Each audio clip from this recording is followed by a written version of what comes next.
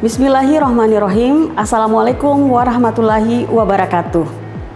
Salam sejahtera untuk kita semua dan semoga kita senantiasa dilindungi oleh Allah Subhanahu wa taala. Saya Dr. Wahyuni SSPD MPD dengan nomor induk dosen nasional 0901128205, salah satu dosen pada program studi Pendidikan Bahasa Inggris Fakultas Sastra Ilmu Komunikasi dan Pendidikan Universitas Muslim Indonesia Makassar. Pada kesempatan ini, perkenankan saya untuk menyampaikan pernyataan diri dosen dalam unjuk kerja Tridharma Perguruan Tinggi atau disingkat dengan PDD UKT-PT dalam bidang pengajaran. Sebagai seorang dosen, saya telah menerapkan Tridharma Perguruan Tinggi yang terdiri dari pengajaran, penelitian, dan pengabdian. Salah satu mata kuliah yang saya ampu dan sesuai dengan kepakaran saya adalah mata kuliah Digital Literacy for English Language Teaching. Mata kuliah ini adalah mata kuliah wajib prodi dengan bobot 2 SKS yang diajarkan pada mahasiswa semester 4 dengan kode 0662 PBI 063. Mata kuliah Digital Literacy for English Language Teaching dilaksanakan dalam 16 kali pertemuan dengan rincian 14 kali pertemuan untuk materi dan 2 kali pertemuan masing-masing, 1 pertemuan untuk ujian tengah semester dan 1 ujian untuk akhir semester. Mata kuliah ini bertujuan untuk mengembangkan pengetahuan dan keterampilan literasi digital mahasiswa dalam konteks pengajaran bahasa Inggris berbasis teknologi dengan materi pengenalan literasi dalam pengajaran bahasa Inggris, pengenalan platform digital untuk pembelajaran, integrasi TIPEK dalam pengajaran bahasa Inggris, penerapan dan evaluasi alat digital dalam pembelajaran, dan terakhir, inovasi untuk meningkatkan pembelajaran digital. Pada mata kuliah ini, mahasiswa juga akan dibekali cara membuat soal atau kuis dengan menggunakan aplikasi pembelajaran, dan tugas akhir yang mereview beberapa artikel akan dipresentasikan pada seminar internasional dengan luaran proceeding terakreditasi nasional. Adapun capaian pembelajaran pada mata kuliah ini: 1. Ability to identify digital literacy elements that are relevant to the learning English. 2. Ability to design learning based on TPEC, technological, pedagogical, and content knowledge. 3.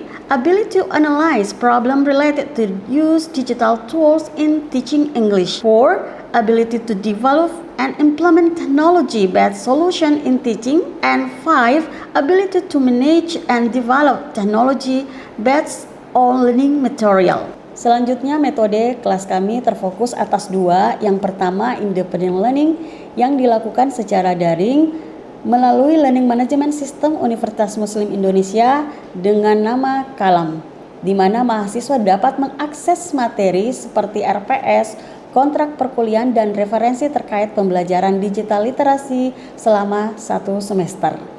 Metode selanjutnya adalah metode yang dilaksanakan secara tatap muka melalui small group discussion, project based learning, dan structure assignment. Seluruh komponen penilaian diarahkan untuk mengukur ketercapaian CPMK dan sub CPMK melalui tugas mandiri, partisipasi aktif, presentasi, project based assignment dengan presentasi 1. Tugas mandiri 15%, 2. Partisipasi aktif dan terstruktur 30%, presentasi 15%, ujian tengah semester 20%, dan ujian akhir semester 20%. Demikianlah penjelasan terkait mata kuliah Digital Literacy for English Language Teaching. Selanjutnya, contoh video pembelajaran kelas digital literasi pada pertemuan ke-10 akan ditayangkan setelah ini. Assalamualaikum warahmatullahi wabarakatuh. Waalaikumsalam warahmatullahi wabarakatuh. Good morning everyone. Morning. Are you okay today? Little fine. How about you, Sesanda? Are you okay? Okay, and then before Alhamdulillah, always to say to Allah Subhanahu Wa Taala. And then before we start our lesson today, let's pray together. And I hope one of you can lead the prayer together. Just a lead. Ya, ya, ya. Bismillahirrahmanirrahim. Robin, Sedana, Rukman Saudara Rahman. Amin. Amin ya rabbal alamin. Jadi kita berdoa ya, semoga apalagi hari ini pembelajaran kita itu diberikan kemudahan dan keberkahan. Jadi yang tadi itu otaknya terimanya 50%, setelah berdoa naik jadi 100%. Atau yang 100% bisa kali 2 jadi 200% ya. Amin ya rabbal alamin. Oke, thank you. Jadi hari ini kita ada di pertemuan ke-10 dengan materi kita Designing Interactive English Learning Activities by Using Kahoot. Ada yang tahu itu apa Kahoot? Aplikasi ya. Ini aplikasi kuis terkait dengan pembelajaran bahasa Inggris. Tapi sebelum kita masuk ke materi ini, saya mau absen dulu. Jadi, absennya itu berbeda. Kalau dulu kan jawabnya hadir, present ya. Sekarang kalau saya panggil nama, itu sebutkan namanya kalian jawabnya what do you feel right now? Jadi kalau saya bilang example ya, Hilal, jawabnya what do you feel? I am happy. Ya, I am tired, I am so sleep dan lain sebagainya. Oke, boleh dimulai ya. Silahkan Sesanda. Are you happy today? Why? Do you have gift for someone or others? Yes. Okay, thank you. Amelia Reski. Excited For what? to join in this class. Really, thank you very much for it. Jadi tujuan kita itu sebelum apalagi saya mau tahu sejauh mana kesiapan emosional kalian ya. Jadi kalian nanti kalau mau mengajar, ini kan nanti sasarannya SMP ya, SMP dan SMA. Nah, kalian itu akan menghadapi nanti yang namanya gen-gen alpha itu. Gen alpha itu dia orang ngomongnya tuh belak-belakan, bicaranya jujurli istilahnya ya. Jadi kalian benar-benar harus menyiapkan mereka sebelum memulai pembelajaran seperti kegiatan kita pada hari ini. Nah, saya mau lanjutkan. Jadi sebelumnya kan di pertemuan ke-9 itu saya sudah memberikan tugas kalian menganalisis terkait satu artikel bagaimana penggunaan Kahoot di pembelajaran bahasa Inggris. Nah, untuk kesempatan ini saya meminta 2 orang untuk apalagi memberikan hasil reviewnya. Mungkin Amalia Kartika boleh di review ulang hasil artikel kemarin yang tugas sebelumnya yang terkait itu penggunaan Kahoot dalam pembelajaran bahasa Inggris. Atau Sesanda mungkin dulu. Yang mana dulu, Nak? Mau Amalia Kartika dulu. Silahkan. Nah, yang belum kumpul tugasnya segera dikumpul ya. Harus segera dikumpul. Jadi ini ya silakan Nak. Ya, terkait dengan pembelajaran. Jadi kan sebelumnya itu di pertemuan ke-9 ada tugas. Jadi saya izin menginformasikan Kahoot ini sebenarnya sudah ada di tahun 2012, maaf. Tapi launchingnya itu baru di tahun 2013. Jadi kalau kita hitung mundur dari 2013 publishnya itu 2026 itu sudah berapa lama eksistensi Kahoot itu? Kurang lebih 13 tahun ya. Kenapa dia bisa sampai bertahan itu? Salah satunya karena adanya inovasi. Jadi kalau kalian mau buat apalagi nanti kalau ada yang mau nulis skripsi terkait dengan digital atau digital assessment itu bisa ambil aplikasi Kahoot. Itu bisa karena banyak sekali referensi 10 tahun terkait materi itu. Ya. Jadi nanti nih anak-anakku yang mau lagi nyusun skripsi masih bingung mau nulis apa, apalagi kalau kalian mau temanya tentang digital, ya itu bolehlah Kahoot diambilkan jadi salah satu variabelnya kalian. Oke, bagaimana? Sesanda. Ya, silahkan.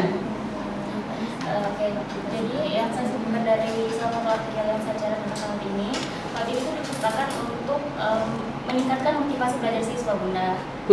Ya, karena terlalu rendahnya motivasi belajar yang terlalu monoton, seperti mungkin terlalu berfokus pada proyek atau papan tulis, sehingga mungkin perlu beberapa inovasi.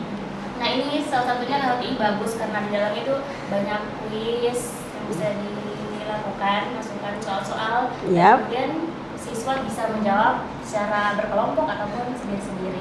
Ya. Oke, jadi bisa pair teaching, bisa tim bisa juga secara mandiri.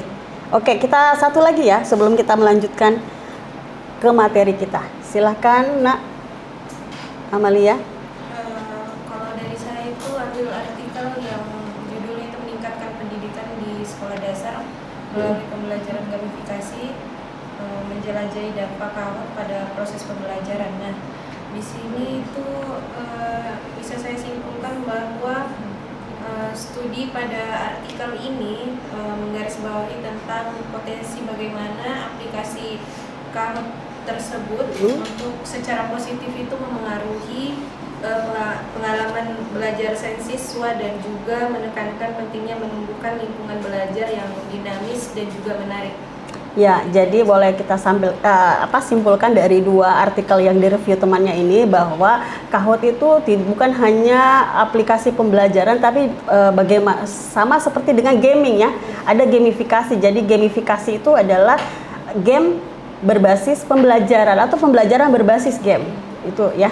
Jadi sekali lagi kalau ada yang mau ngambil judul ini salah satu pilihan bagi kalian. Kan banyak sebenarnya ya aplikasi-aplikasi, ada Duolingo, apalagi tuh Stimuler itu banyak. Tapi kenapa saya memilih Kahoot? Karena Kahoot ini kompleks dan ada feedbacknya.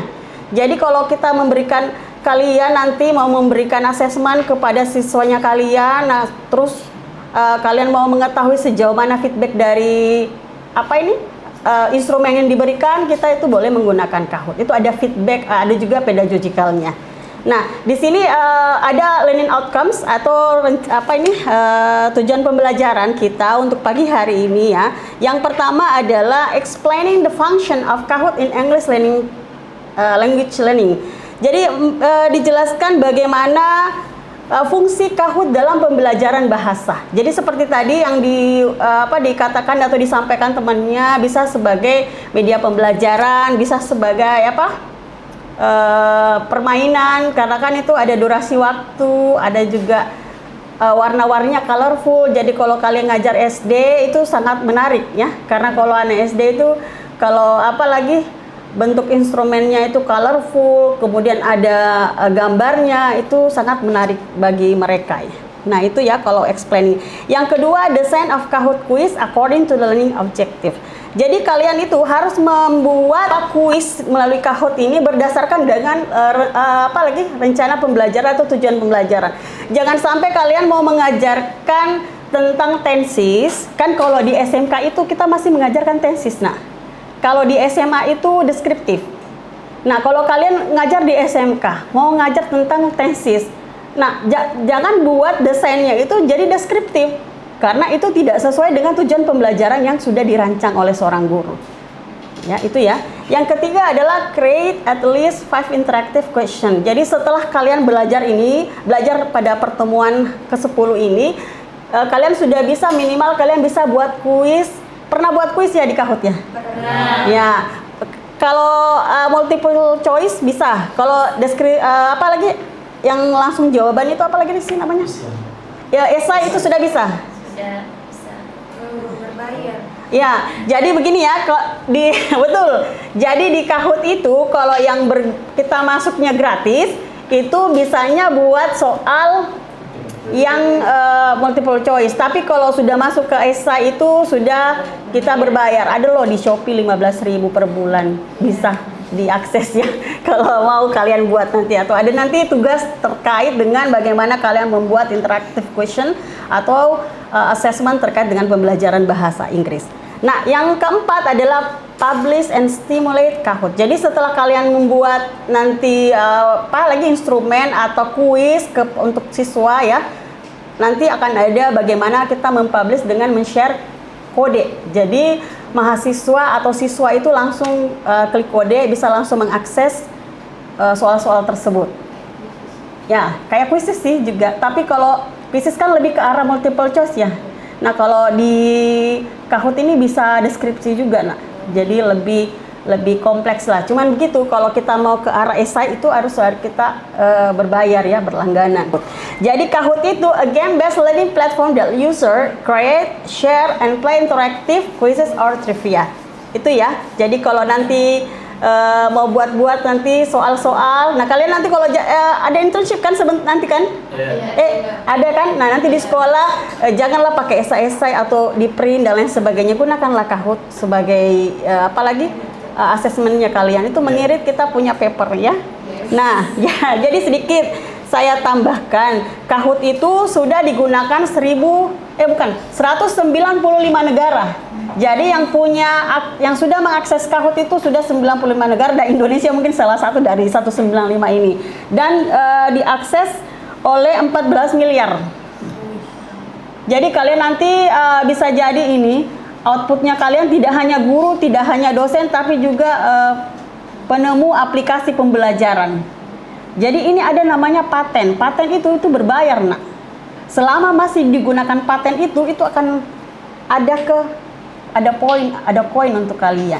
Jadi bisa jadi di antara sini nanti ke depannya ada yang bisa membuat aplikasi pembelajaran dan dipakai di 195 negara dan 14 miliar pengguna. Ini it's amazing kalau kita mau mengukur berapa income yang didapatkan ya. Kemudian ini diakses oleh 10 juta pendidik. Jadi kalian nanti masuk di pendidik itu nanti tambah lagi 10 juta satu. Kalau lagi ada lagi tambah begitu sebaliknya ya. Nanti akan terus bertambah. Ini data tahun lalu, ini belum ke data 2026. Ya, jadi akan semakin bertambah setiap tahunnya. Nah, ini kita ke principle of good Kahoot activity. Yang pertama itu clear objective, artinya mengapa Kahoot masih apalagi clear objective ini Kahoot itu benar-benar objektif karena di situ ada sistem penilaian. Jadi kalau kita mengerjakannya itu kita tidak bisa apa kamu dan lain sebagainya ya, karena ada waktu yang harus kita selesaikan. Jadi kalau kita terlalu banyak berdiam diri tanpa harus bekerja cepat itu akan selesai. Yang kedua, relevant question. Jadi kalian buat question itu berdasarkan tujuan pembelajaran. Jadi saya selalu bilang, maka kalau kalian mau buat soal, kita harus cross check tujuan pembelajarannya apa. Kalau itu materinya terkait tenses, jadi deskripsinya juga asesmen instrumennya juga harus terkait dengan tenses. Pertanyaan-pertanyaannya juga harus tenses. Kalau terkait dengan deskripsi atau personal pronouns, example ya. Jadi harusnya seperti itu juga. Kemudian clear instruction itu jelas, dan terakhir itu adalah appropriate time. Tadi saya ada kelupaan sedikit yang namanya clear instruction. Jadi kenapa sampai sekarang itu Kahoot masih eksis? Karena terus berinovasi. Jadi jangan cuma Kahoot yang berinovasi, kalian juga harus berinovasi. Ya, karena ada banyak sekali aplikasi-aplikasi itu mulai ditinggalkan karena tidak berinovasi, nak. Eksistensi Kahoot kan dari 2013 sampai 2026 itu luar biasa ya. Dari itu tahun 2013 saya masih selesai S2 itu. Tapi saya belum pernah lihat itu Kahoot waktu itu. Nanti saya lihat Kahoot nanti di 3 tahun terakhir. Karena kenapa? Berarti saya kurang update. Jadi kalian nanti harus lebih update ya. Karena kalian ini adalah, kalau Gen Z itu kan sebenarnya Gen Z itu digital ya. Jadi kalian sudah mengenal, ini kalian start Tabena kalau izin, kalian dari tahun berapa ya lahirnya?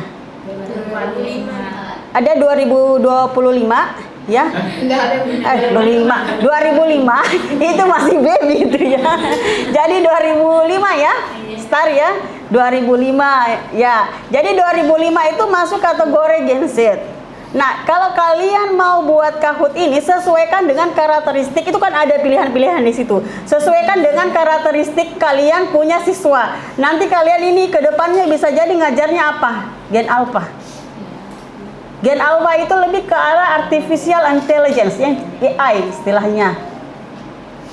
Kan itu kalau AI itu sekarang tuh banyak sekali ya macam-macamnya. Kita WPS sekarang sudah terkoneksi dengan AI. Dulu itu kalau WPS itu tidak ada, kita cuma ketik-ketik doang yang ada ya. Tapi sekarang kalau kita lihat, kita ketik itu sudah ada pilihan dari AI yang kerjasama dengan Google itu adalah Gemini.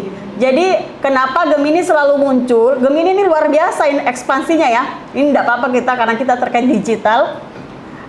Gemini itu dia sudah kerjasama dengan M3. Kemarin ada kegiatan di aula itu ada kerjasama dengan M3 itu ada Gemini. Nah saya apalagi aktifkan data pakai salah satu seluler itu ada bonusnya juga Gemini. Jadi luar biasa ini Gemini ya. Mereka melakukan ekspansi terkait dengan digitalisasi AI ini. Jadi sekarang itu WPS itu kita cek itu sudah ada, bukan GPT yang muncul ya, tapi Gemini. Nah itu sedikit bukan sedikit sih nak ya. Nanti kita buka sama-sama di sini ada Kahoot-nya. Nah ini saya masuk. Jadi saya daftar Kahoot itu masuk di. Jadi kita mulai ya nak ya. Ini kita dulu simulasi. Jadi pekan depan itu akan ada tugasnya membuat soal 20 multiple choice dan 5 untuk esai menggunakan Kahoot. Jadi kalian ini bisa ke sini, bisa buat. Ini ada Kahoot-nya. Pilih kanvas kosong ya. Kita pilih yang sebelah sini. Nah, ini kira-kira ada yang mau kasih masukan apa soalnya? Jadi Kahoot itu enak, bagusnya kalau kita pilih salah satu clue atau ada yang dibahas itu akan muncul siswa. Jadi kan karena saya pilih student, jadi yang gambarnya itu tampilannya langsung ke siswa. Kita tidak perlu repot-repot lagi masuk di Google, cari student dan lain sebagainya, tidak. Itu langsung ada. Apalagi langsung terbaca oleh aplikasi Kahoot ini. Nah pilihannya di sini kita bisa jawabannya ayam, kemudian ada was. Nah, iya betul. Ini bukan yang benar ya, sorry. Ini harusnya saya tandai. Jadi kalau jawaban benarnya itu kalian klik bagian sini nak. Jawaban yang benar. Nah jadi akan tercentang. Apalagi? R ya? R. Oke. Satu lagi. Where. Where. Oke, that's okay. Nah, ini. Jadi tampilannya akan seperti ini. Jadi kalau kita stay lagi, ini kuisnya bagaimana? Benar atau salah? Ini jawabannya bukan benar salah, tapi ada ke kuis. Nah, jadi kalau kalian nanti mau buat soal jenis-jenisnya benar apa salah, ada yang esai, pilih tulis jawaban. Ada juga sematkan jawaban, ada juga puzzle. Jadi ini macam-macam. Ada juga jejak pendapat, skala Likert. Jadi kalau kalian nanti juga ada yang mau penelitiannya itu kuesioner, boleh menggunakan Kahoot ini. Kahoot ini enaknya, bedanya kalau di Google Form itu, Google Form kan itu nggak padat ya. Kalau kita ngunduh Excel-nya itu kayak kita agak extra time to read our data. Tapi kalau yang ini tuh rapi nak. Jadi kalau kalian mau buat apalagi skala Likert-nya itu lebih enak kelihatannya, lebih tampilan visualnya lebih keren, itu boleh menggunakan Kahoot. Jadi inilah inovasinya Kahoot. Kalau dulu itu baru cuma di kuis benar salah, tulis jawaban, sematkan jawaban, puzzle. Sekarang itu ada banyak. Jadi berikutnya yang mau analisis data dengan menggunakan skala Likert boleh berbantu dengan Kahoot ini. Ada juga sematkan ping, membuka pertanyaan terbuka, dan ada slide juga di sini. Kalau mau buat video itu juga banyak. Nah kita pilih di bagian kuis ya. Untuk waktu, kalau untuk pembelajaran biasanya normalnya berapa nak? Kalau satu mata pelajaran yang diujiankan berapa waktunya orang ujian? 90 sampai 120 menit. Nah, kalau kaliannya kita kira-kira satu soal cocok tidak untuk ini? Satu berapa detik kalau satu soal? Kalau soalnya ada, ini contoh ya, kan itu 90 menit ya ujiannya ya. 90 menit bisa jadi multiple choice-nya 50. Gimana tuh? Banyak apa tidak? Banyak. Berarti rata-ratanya 2 menit satu soal. 2 menit satu soal kalau gitu ya. Tapi kalau kita mix dengan esai, berarti ini bisa disetting ini nak. Mau pilih yang mana? Mau kalau kasih cepat-cepat siswanya ya boleh 30 detik. Kalau mau agak lambat untuk belajar. Tapi kalau esai atau apa lagi? Tapi kalau soalnya seperti ini kayaknya butuhnya 30 detik deh. Ya, 30 detik. Jadi kita klik ini. Kemudian ini poinnya standar apa ganda? Karena kan biasa itu kalau poinnya benar salah di sini 1.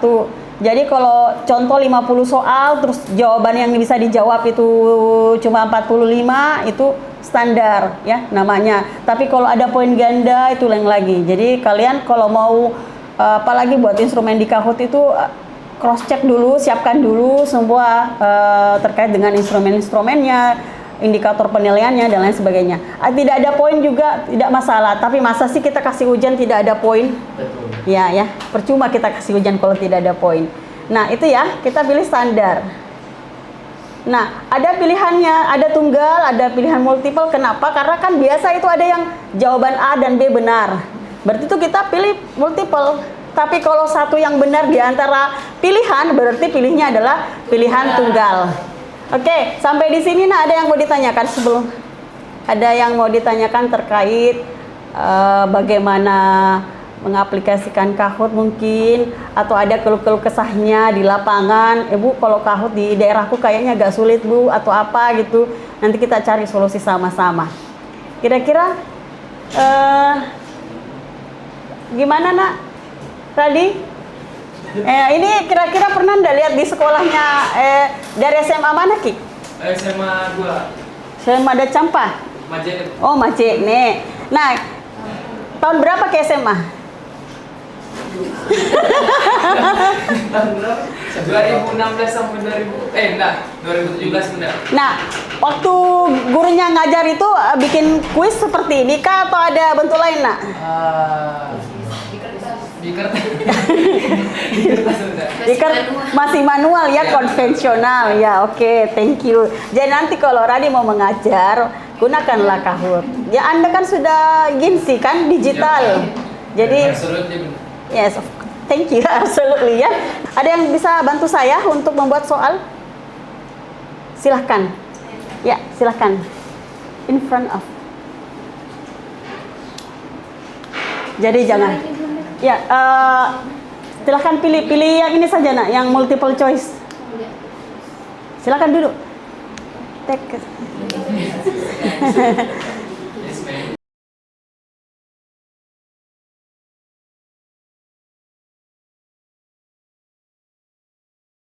Pekan depan itu silahkan kalian buat kuis di rumah masing-masing ya. Ini adalah tugas kalian. Nah nanti bisa apalagi linknya itu boleh di-share di kalam ya, di-share di kalam terkait. Jadi saya nanti akan cek bagaimana kalian membuat kuis. Jadi kuisnya itu sasarannya adalah boleh pilih SMA, boleh pilih tingkat SMP, kemudian 20 multiple choice dan 5 esai. Kenapa selalu 5 jadi esai? Di mana-mana itu esai kadang selalu 5. Exactly. Jadi seperti itu ya. Kita banyak berpikir. Semakin banyak esai, semakin banyak kalian berpikir. Oke, nah sebelum I close our material today, maybe any question about our material, or do you want to sharing something about your activity or teaching learning process or each other? No more. Oke. Baik, jadi untuk hari ini saya bisa menyimpulkan bahwa pembelajaran itu aplikasi pembelajaran itu sudah sangat banyak ya. Tapi kita sebagai seorang guru itu harus benar-benar memilih sesuai dengan karakteristik kita punya siswa atau mahasiswa. Itu menjadi poin kalau kita mau memilih aplikasi. Dan kedua itu sesuaikan dengan materinya juga. Jangan sampai kalian pilih kuisis sementara yang mau dibahas ini adalah description about person ataukah tempat dan lain sebagainya. Jadi selalu disesuaikan dengan kebutuhan peserta didik atau mahasiswa. Once more, I want to say thank you very much for you all, and then you come on time today And the last time, wabillahi taufiq wal hidayah. Wassalamualaikum warahmatullahi wabarakatuh. Waalaikumsalam warahmatullahi wabarakatuh.